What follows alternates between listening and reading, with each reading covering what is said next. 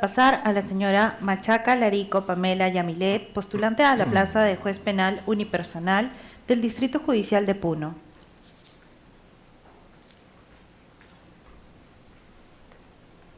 Le invitamos a tomar asiento, por favor. Muchas gracias. Machaca, buenos días.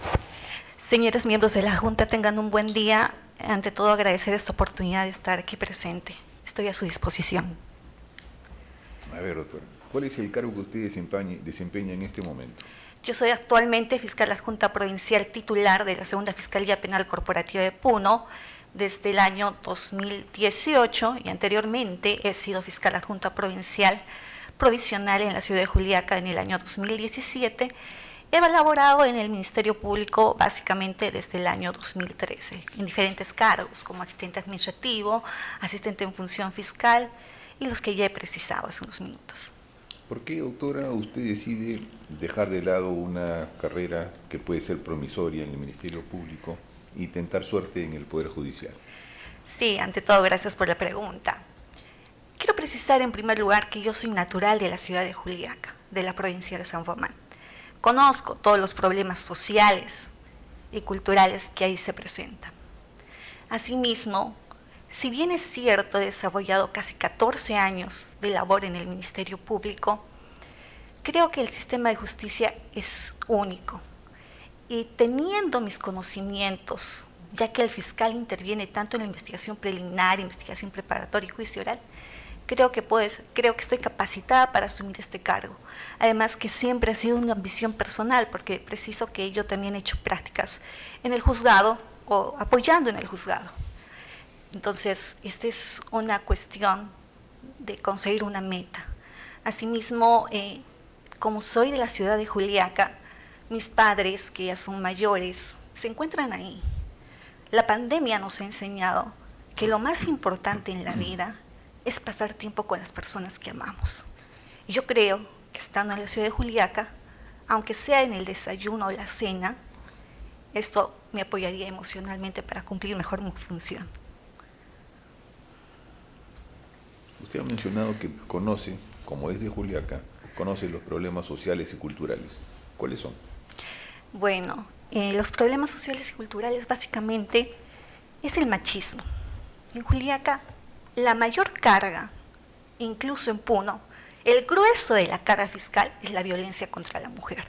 Incluso la plaza a la que postulo, los delitos principales que se tramitan son incumplimiento de obligación alimentaria y violencia contra la mujer.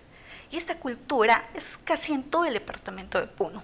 No tenemos juzgados especializados de violencia contra la mujer y tampoco hay fiscalías. En ese sentido, ese es un punto, la violencia contra la mujer. Luego la informalidad. Asimismo, un problema cultural que yo he notado casi en toda la región de Puno y por lo cual también sucede en todos hechos, en el 80% de casos, se dan cuando el imputado está en estado de ebriedad. Entonces, es un problema cultural el excesivo consumo de alcohol. Es lo que podría aportar. Gracias.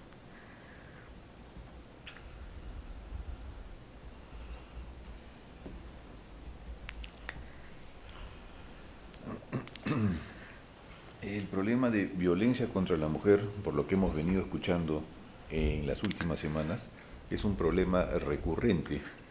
Y yo diría que no solamente en poblaciones rurales, sino también en poblaciones urbanas, en el que el problema tiene poco que ver con la educación, con la cultura, sino que es amplio. ¿Qué nos explica esta violencia contra la mujer de un lado?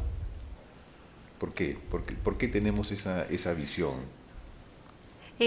Bueno, es por la cuestión estereotipada, ¿no? Se ha establecido una política de enfoque de género donde claramente se ve que el hombre ve a la mujer como un objeto sexual, como su posesión, incluso tiene que ser sumisa. Estas creencias ya internalizadas en los hombres, puesto que vemos que estas normas de convivencia social primero se adquieren en el hogar, en la familia, luego en los centros de desarrollo social, como es la escuela, el trabajo. Incluso muchas personas en centros laborales, incluso donde se administra justicia, ha sido víctima de violencia contra la mujer. Más Doctora, aún, una persona que desempeña violencia, que desarrolla violencia contra la mujer, y si la violencia contra la mujer es un delito, ¿qué cosa es? una persona, La persona que ejerce violencia contra la mujer, y teniendo en cuenta que la violencia contra la mujer es un delito, ¿qué cosa es? bueno, es un investigado, ¿no? La persona que ejerce hasta... Es que un se- delincuente, ¿no es cierto? Es un delincuente. básicamente hasta que se emite Claro. una sentencia. Claro, pero cuando usted desarrolla el problema, habla de que ya no estamos vinculando o centrando el problema en este delincuente, sino estamos centrando el problema en el hombre en general. ¿No le parece que ahí hay una generalización que es perniciosa? Entiendo, la preocupación de los hombres también es latente, ¿no? ¿Por qué solo la mujer es protegida por la norma? Porque No, yo por eso mi pregunta Sí, ¿no? iba por otro motivo.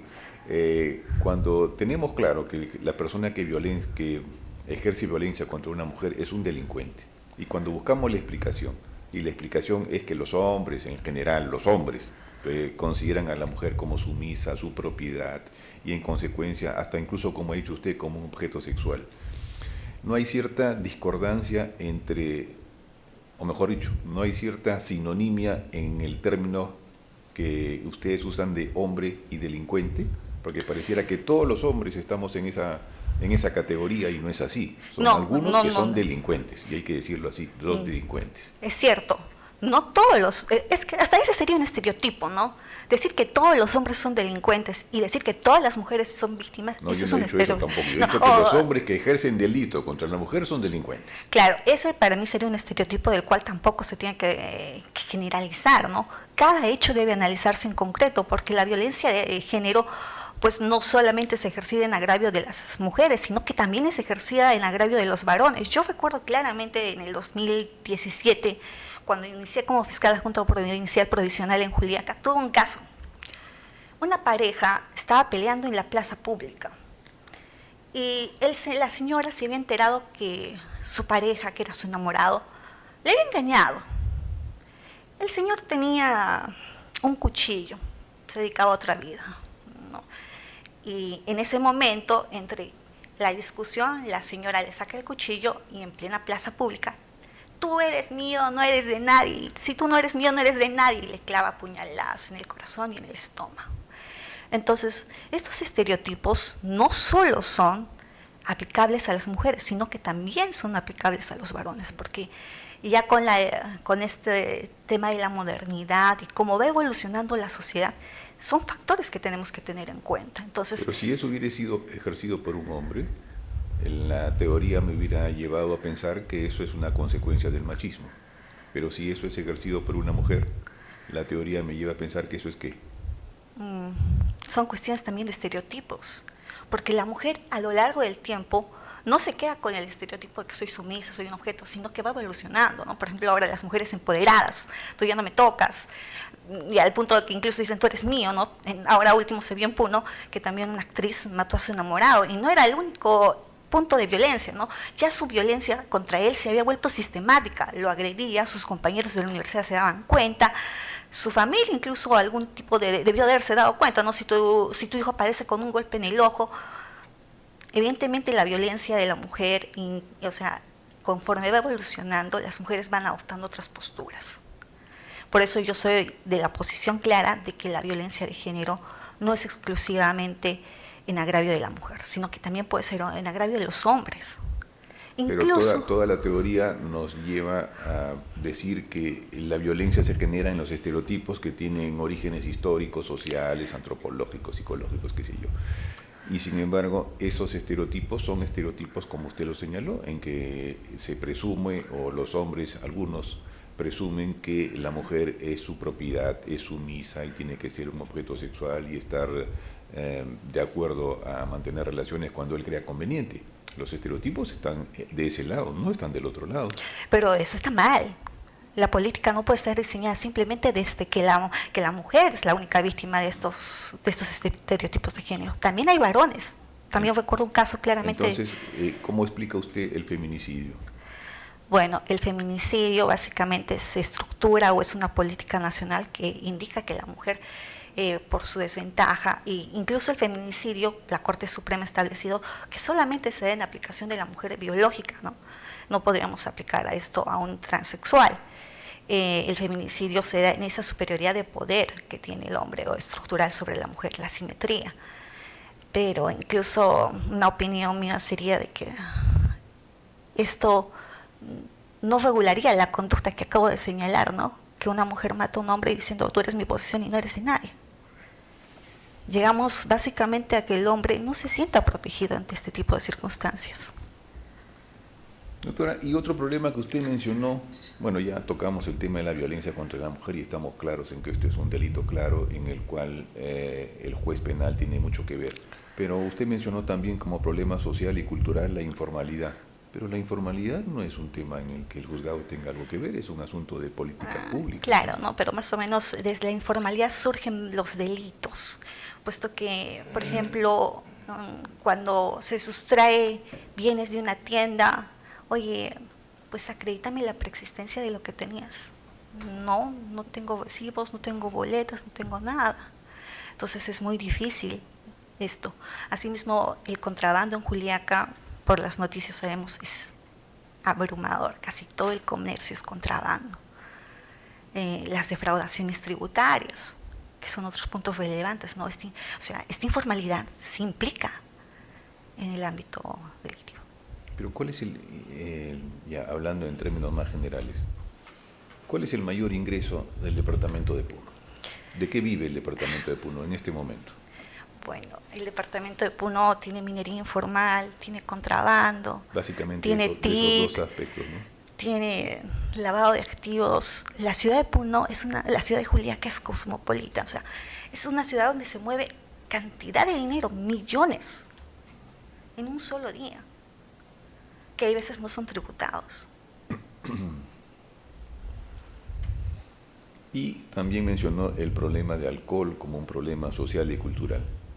¿Qué podemos hacer sobre eso? Bueno, estadísticamente, Puno es uno de los departamentos que más consume alcohol. Y eso ¿Podría existir una relación, por ejemplo, entre el consumo de alcohol y la violencia contra la mujer? ¿Usted ha encontrado que existe una relación? Sí, efectivamente. Yo trabajo como fiscal de en la ciudad de Puno y he trabajado en la ciudad de Juliaca. El 80% de los casos de violencia contra la mujer, incluso violación sexual, se dan cuando el hombre está en estado etílico y muchas veces también la mujer. Entonces, este factor desencadenante de consumo excesivo, porque basta ver solamente los videos de TikTok que las bodas o las fiestas se presentan cantidad de cajas y cajas de cerveza. Incluso la gente toma un sorbito y bota casi un vaso lleno al piso. Entonces, este es un factor muy importante para el incremento de la violencia contra la mujer. Y la violencia en general, ¿no? Y la violencia en general, porque también se da mujeres que golpean a los varones estando en estado etílico. No, o las peleas callejeras, la violencia de hombres contra hombres. Incluso los mayores, o sea, este año, a finales del año pasado y este año en Juliaca ha habido varios accidentes de tránsito donde los conductores han estado ebrios y han matado a mujeres, han matado cantidad de personas cometiendo homicidio culposo. Doctora, y en el Ministerio Público figura una denuncia, en realidad son tres, ¿no? Por retardo de acto ilegal, no, por retardo en su contra.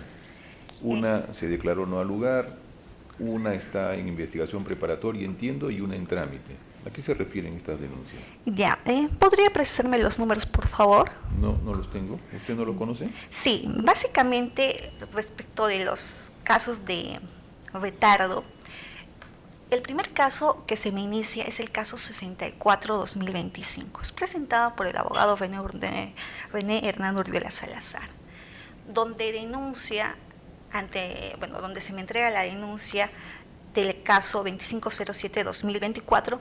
Básicamente aquí denunciaba que había sido víctima del delito de apropiación ilícita. Pero esta no era la primera denuncia de este señor sobre los mismos hechos, sujeto y fundamento. Era su cuarta denuncia. Entonces yo hago actos de investigación y recabo las 3 denuncias anteriores y emito la disposición de no lugar a formalizar, porque evidentemente se había evidenciado un nebis in idem, porque la primera denuncia que él efectúa incluso había sido confirmada por la Fiscalía Superior y consentida. Esto ocurre el 26 de marzo del 2025. Se le notifica al señor. El señor interpone su recurso de elevación de actuados el 28 de marzo del 2025. Siendo un viernes, ingresando fuera del horario, se nos hace entrega del escrito el 31 de marzo del 2025. Ante esta situación, recabamos las notificaciones tanto a la parte imputada y a la parte agraviada para elevar la carpeta a la superior. Y le efectuamos la misma semana. Esto es el 4 de abril del 2025. Y ese es el hecho que él me denuncia, que yo me he demorado básicamente 4 días en elevar la disposición de elevar la carpeta a la Fiscalía Superior. Tenemos que tener en cuenta, señores jueces, que el artículo 330, señores doctores, que el artículo 334 del Código Procesal Penal no establece cuál es ese plazo de que el fiscal eleva la carpeta. Ni siquiera existía una demora. Y es así que este caso, al no existir al evidenciarse que no había una demora en el plazo, la Fiscalía Superior archiva ese caso. El señor, pues sobre mi caso que ya me había denunciado, interpone su recurso de elevación de actuados ante la Fiscalía Suprema. Y la Fiscalía Suprema confirma que este hecho no constituye delito. Sobre este mismo hecho que me denuncia el señor, vuelve a denunciarme y se genera la carpeta 4-2025. O sea, todas las carpetas están vinculadas a un hecho que ya básicamente estaba archivado. Esa carpeta sí, la 4-2025, incluso el proceso de la ANS 100-2025 está vinculada a ese hecho. Pero el caso 103-2025 y el caso 04 también son el mismo hecho. En el caso 103-2025 me imputa el señor Hernán Uribela Salazar, que yo no me inhibí del caso 1011-2024, que yo debe haber inhibido porque existía una denuncia en contra de mí penal, pero el señor no se dio cuenta de que yo nunca tramité ese caso.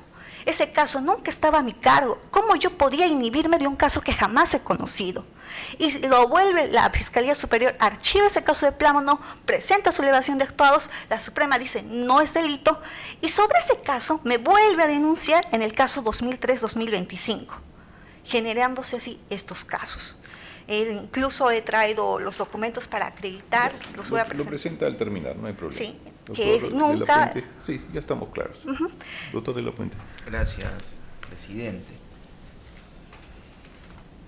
Señora Machaca Larico, nos ha hablado de las cosas, vamos a decirlo así, entre comillas, malas de Puno. Pero ¿qué cosas buenas tiene Puno? ¿Nos puede hablar de sus manifestaciones culturales? Es reconocida como la capital del folclore peruano. A ver, coméntenos. Claro, muy aparte de la Candelaria, que es reconocida a nivel mundial, que es una devoción que se tiene a la Virgen, tenemos que tener otra cosa buena de la gente de Puno. La gente de Puno es chamba, trabaja, se levanta, trabaja sábados y domingos. Son cosas muy buenas de Puno. Aparte de la Candelaria, Juliaca también tiene los carnavales más extensos a nivel de la nación, donde se celebra, donde también es un lugar donde justo es la época de la Candelaria, y los carnavales de Juliaca son la época donde más delitos se cometen, ¿no? Y también esto es por el consumo excesivo del alcohol en esas fechas. Pero es que le he trasladado a la parte buena de su región y me vuelvo a hablar del consumo de alcohol. ¿Qué pasa con el consumo de alcohol? ¿Usted no toma cerveza? No consumo. ¿No le gusta? No consumo. Yeah. No consumo, no me gusta. ¿Y qué nos puede decir de los uros? Los uros son una cultura muy hermosa. Un patrimonio vivo, ¿no? Un patrimonio vivo, igual que las pues. islas de Taquile, Diamantaní, donde básicamente todavía se preserva la cultura andina, donde y es la zona más turística. Vemos que los turistas llegan básicamente por los seguros, por Taquilla, Mantaní, lugares patrimoniales de Puno incluso. Ahí hay un turismo vivencial, ¿no? Sí, efectivamente. Correcto. También, ya de otro lado, de manera más distendida, he encontrado en web 2 publicaciones donde se destaca su labor como fiscal, ¿no? Una es de septiembre del 2024, donde la Fiscalía consigue, como se dice, una prisión preventiva contra una mujer que habría asesinado a sus 2 hijos, y una un poco más antigua, del 2023, donde se señala que también se obtiene una prisión preventiva en el caso de un ciudadano extranjero acusado de homicidio, un ciudadano colombiano. En ambos casos usted solicitó la prisión preventiva, ¿no? ¿Nos puede comentar brevemente el primer caso, el de la señora que habría asesinado a sus 2 hijos? Sí, básicamente. Brevemente. Sí, brevemente. Es un hecho donde ocurrió en horas de la noche. Básicamente la señora tenía 2 hijos, gemelos, de 4 años, donde cuando llegó al lugar, a la escena del crimen, los niños están acomodados en su cuarto como si estuvieran durmiendo, echaditos uno al lado del otro, tapaditos con frazada y sus almohaditas. Y la señora se le encontró indicios de que también se habría tratado de envenenar. Esto es que había racumín o había veneno en el piso con una taza rota y un cuchillo. Es un caso muy sonado en la ciudad de Puno. Todos estos indicios vinculaban básicamente que ella había cometido el delito porque era la única persona que estaba en la casa, la única persona que se encontraba con los de menores. No había no había evidencia de violencia en ninguna otra parte, no había en la puerta, no había en ningún lugar. Entonces, y de acuerdo a la necropsia, los menores habían consumido una sustancia tóxica que los llevó a la muerte. No tenían tampoco lesiones en el cuerpo de defensa ni nada, por lo que evidentemente todos estos indicios conllevaban a que la madre era la presunta autora y se tenía sospecha grave de ello. Se dictó prisión preventiva, se sentenció en primera instancia, pero lamentablemente la sala indicó 2 situaciones por las que declaró nula la sentencia. En primer lugar, de que había unos escritos, unos mensajes de los cuales no se había hecho pericia grafotécnica. Pero ya el perito de la inspección había indicado que sobre estos mensajes y estas letras no se podía hacer, porque estaban dibujados y evidentemente no se trataban de una letra que podría determinarse que había sido por la gravedad, sino que eran dibujados.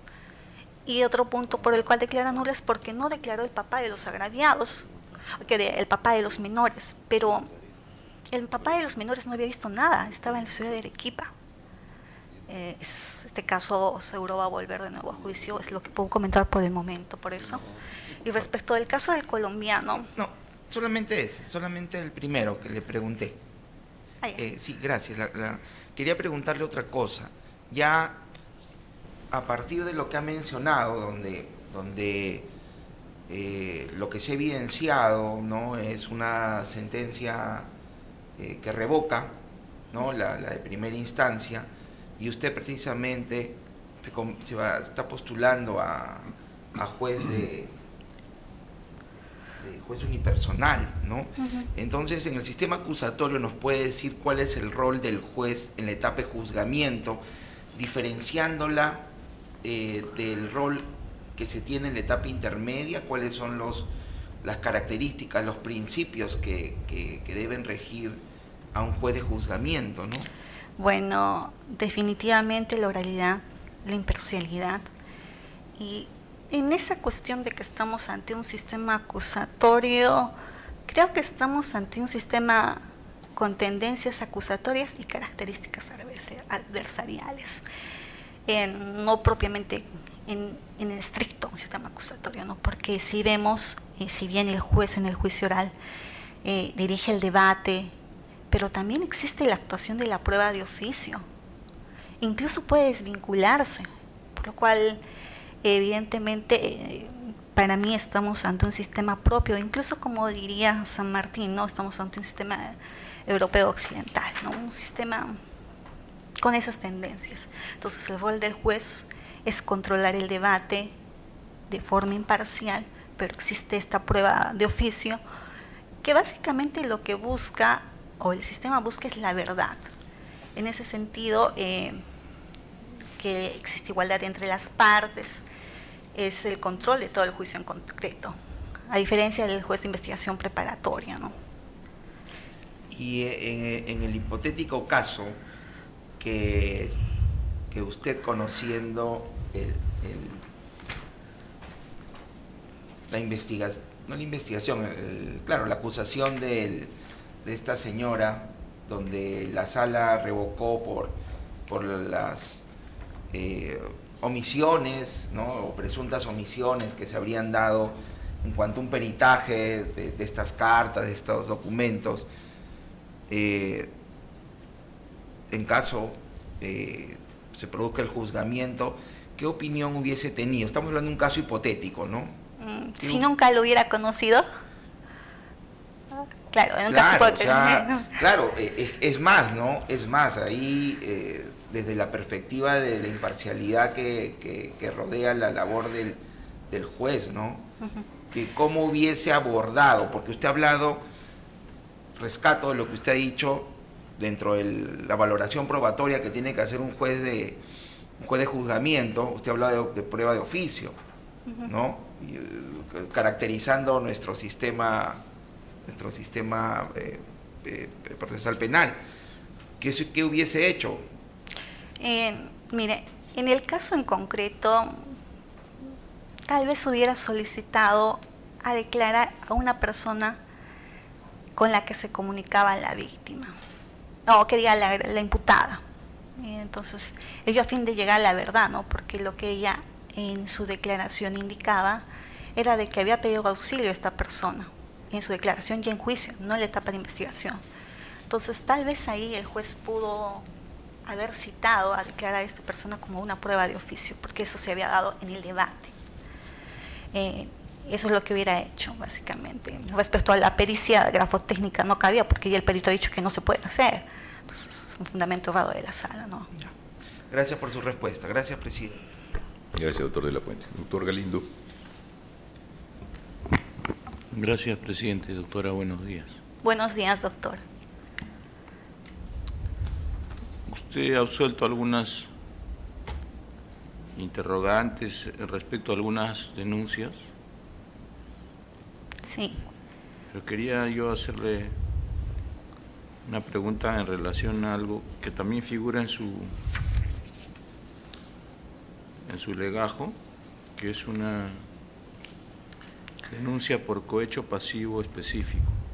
Gracias por la pregunta, porque esto me va a permitir aclarar a ustedes y tal vez a las personas que me están escuchando. Primero, Porque primero, ¿qué es el cohecho pasivo específico? es cuando un magistrado pide dinero para favorecer una Es un causa. tipo penal exclusivo para... Magistrados. Entonces, esta pregunta para mí es importante, como venía diciendo, porque me va a permitir aclarar a ustedes y a las personas que también están escuchando esto, porque es un espantoso que usted ha sido procesada por cohecho pasivo específico en sus funciones. Pero quiero señalar que esta investigación de cohecho pasivo específico me la he generado yo misma, porque un abogado, en un caso de tocamientos indebidos, me decía o me presentó un escrito ofreciendo a un testigo, y asimismo precisaba que había audios donde mi persona, mi fiscal provincial, el juez, incluso los miembros de la sala, habíamos pedido dinero para favorecerlo, pese a que este señor estaba con prisión preventiva. Este escrito me comunica a mi asistente, llega a mis manos. Yo podía haberlo proveído, téngase presente y entréguese los audios tal fecha, y ocultando esto de mi fiscal provincial. Pero lo primero que hago es ponerle en conocimiento esto. Doctor, el doctor Gerber pasó entrevista ayer justamente, este hecho ha ocurrido, nos están imputando esto, incluso dicen que tienen audios. yo no tengo nada que temer. Él me dice, yo tampoco. ¿Qué corresponde? Por una cuestión de integridad, proveímos el escrito y nos remitimos copias. Y es así que se genera este caso 24-2022, donde nos hemos puesto a disposición de la justicia en la que creemos para que se nos investigue. Nos han aperturado investigación preliminar. ¿Qué decía el escrito? Perdón, ¿Qué? perdón, el escrito al que Básicamente decía que habían audios donde nosotros estábamos pidiendo dinero. ¿Y se lo dirigen al despacho como parte del Lo expediente? dirigen a mi despacho como parte de la investigación que yo realizaba como tocamientos indebidos. Okay. Entonces, estas circunstancias no se puede permitir. Nos remitimos, yo y el doctor, copias para que nos investiguen. Y así se apertura esta carpeta 24-2022. Se nos apertura investigación preliminar. Se recaban las diligencias. De los audios se ve que nunca hemos participado. Se archiva. Interpone un recurso de elevación de actuados. La Fiscalía Suprema indica que se nos haga levantamiento secreto de las comunicaciones. Yo y el doctor Herder presentamos nuestros celulares, nuestros registros, pero igual la Fiscalía Superior nos hace el levantamiento secreto de las comunicaciones y ahí se genera el expediente penal 13-2023, número incidente 2, que es declarado infundado, porque no existía mínimo elemento de convicción de que yo y el fiscal provincial, incluso el juez de investigación preparatoria, teníamos algún vínculo con el hecho. También la Fiscalía Superior remite copias a esta abogada que había pedido supuestamente dinero a nosotros por tráfico de influencias. Y el juzgado, la Fiscalía Anticorrupción de Puno, solicita también levantamiento de secreto de las comunicaciones en contra de nosotros, pese a que no tenía o no estaba dentro de sus funciones solicitarlo. Y así se genera el expediente 2641-2022, incidente 38. Pero en concreto, después de haberse hecho todas estas investigaciones, se archiva la causa porque no existía mínimo indicio de que nosotros habíamos cometido el delito de cohecho. Es más, en el expediente penal donde se remitió a la señora abogada copias a la Fiscalía Anticorrupción, se sometió a terminación anticipada, aceptó los hechos por tráfico de influencias simulado. Y también aparece seguramente en mi legajo el expediente 13-2023-0, pero ese es un error del sistema, no es un caso de violación donde nunca hemos estado implicados ni yo ni mi fiscal provincial. Esta actitud evidentemente prueba o acredita que mi persona tiene interiorizado los principios que podríamos señalar los principios de Bangalore, ¿no? El principio de imparcialidad, de independencia, de integridad, corrección, igualdad y diligencia. Y que en todo caso, en una circunstancia tan compleja como la que usted ha narrado, afianza sus principios y convicciones como lo está refiriendo. Es así. ¿Y deja algún tipo de lección? Claro, toda esta trayectoria de 14 años en el Ministerio Público, no es que no tienes quejas, no es que la gente no te insulta, no es que la prensa no te ataca, son lecciones que uno aprende. Y todos estos 14 años y casi 8 o 9 años que tengo de fiscal adjunta provincial, ha sido un aprendizaje para mejorar cada día, para fortalecerme cada día, para realizar más mis principios y valores. ¿Y por qué, ya se lo preguntaron, pero por qué migrar entonces del Ministerio Público al Poder Judicial? Bueno, ¿Quiere cerrar el ciclo, el círculo? No es eso, sino que ha sido siempre una ambición desde la universidad.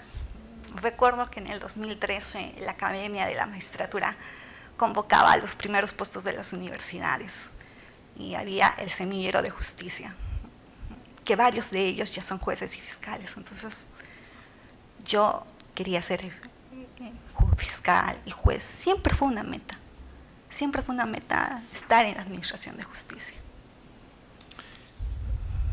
Yo quería terminar, pero quiero preguntarle en relación al tema con el cual usted empezó. O sea, ha hablado de la violencia de género y lo ha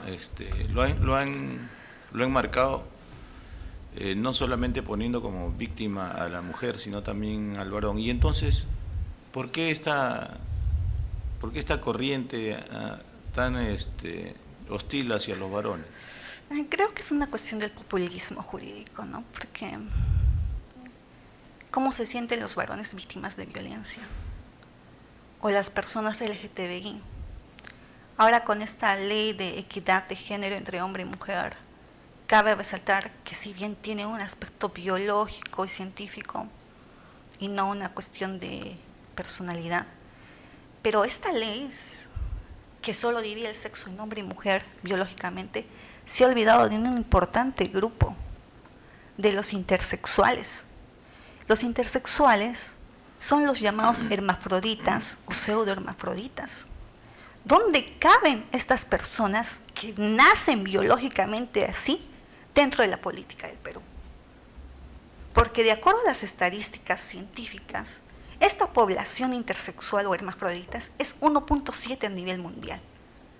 De 8.000 millones de seres en el mundo, 136.000 millones son hermafroditas. De los 36 millones de personas que somos en Perú, el 1.7% es casi medio millón. Este grupo, ¿dónde queda? No existe ningún tipo de política, no existe ningún tipo siquiera de estudio. Muchas veces estas personas, y se ha dado, los padres los ocultan, no digas esto, les operan, no tienen siquiera mínimo derecho a elegir cuál sexo quieren llevar o continuar en su vida, o si quieren permanecer tal como están. O lo que usted dice que es lejos, el Estado lejos de preocuparse por lo que está determinado biológicamente, como es el tema del sexo masculino, femenino o el tema del hermafrodita, más se ha abocado al tema de autopercepciones, dejando de lado una población bastante significativa. Sí. Y no hay ninguna norma que lo regule. ¿Usted El hermafroditismo no, o sea, no existen ni siquiera mínimamente estadísticas cuánto se presenta en Perú, pero estadísticas mundiales dicen que es el 1.7%. ¿Y qué opina usted de la producción legislativa del Congreso, de nuestro Congreso? Bueno. O sea, ¿cuál es obviamente hay un tema competencial, hay un tema de competencia, perdón, que les faculta legislar, pero que usted considera de que están haciéndolo adecuadamente, que están efectivamente asistiendo a las necesidades de la ciudadanía, o es puro populismo punitivo o sobre legislación, como en el caso de la... Bueno, hay posiciones acá que señalan que el feminicidio hubiese sido innecesario si es innecesario solamente si hubiese suplido adicionándole un agravante al homicidio, ¿no? Entonces... Sí, claro, es una cuestión que también comparto, ¿no? Es cuestión de populismo punitivo. Radicalmente es lo que se aprecia. Yo te doy lo que tú me pides. Las cosas no deben funcionar así en el Perú. Tiene que legislarse conforme a la realidad nacional objetiva. Ok, doctora, muchas gracias. Es todo, presidente. Gracias, doctor Galindo. Doctora Machaca, la entrevista ha concluido. Muchas gracias por esta oportunidad.